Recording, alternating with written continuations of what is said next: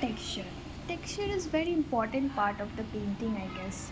A painting, especially a canvas without texture is very incomplete. It's just like a vegetable without the pinch of salt. You add only a pinch, but that matters a lot. So in the same way, texture is very important. Sometimes what we do is that we try to add texture, but we do it in a single layer or a single go. That is not correct. The correct method of adding texture to the painting is you do it in a multi-layer. Like suppose you are doing the darkest layer first, then a lighter one, then more lighter one, then you add some amount of texture, and then you use your brush to draw some kind of carvings on it. So in that way you make it porous and you make it look realistic. You add the realistic view to the painting, and that is important. And it's not something you can do it by one go. You learn it by practicing multiple number of times. Definitely I don't say that I am very good at it, but I can do it to some level, I guess. Definitely, I'm not an expert, but I can do it. My hands don't shiver now. Earlier, when initially I used to do it, what happened was my hand used to shiver, or sometimes even I used to put the paint in the area where I don't had to. Or sometimes I used to use more water, like I had done here also once. What I have done was I had dipped the brush in more amount of water, and where I needed a dry color, there I made it a bit watery. So what's important is you must know to correct your mistakes. Suppose you have dipped your brush in more water, you need to dry it, or you need to change the brush and use the other brush for the purpose. So all these things you get by doing multiple number of practice. Whenever you are painting a canvas or any painting, and you want to give it a realistic view, two things are very important. The first is you need to have a lot and lot of practice, and the second is you need to have a view of it. Suppose I am painting a tree bark, so it's my responsibility that at first I go and view the bark properly. I need to see every single markings, every single carvings, the shades in the bark. All this I need to see it properly and have a image in my mind, so that when I try to make it down on my canvas, I would be able to do it. And remember, only looking at the bark is not important.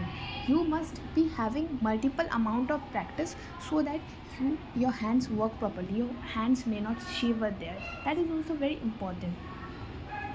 And layering, I have told it's important. Whenever we go to our art teacher, especially when I went to my art teacher, I learned it there how layering is important. Earlier what I used to do is what I used to texture, I used to put texture to it, but that texture I used to make it all in one go, not in multi-layer of steps. Like I didn't used to add a darker shade, then lighter, and then texture. What I used to do was, suppose there is a bark on the top, I would be putting a darker shade.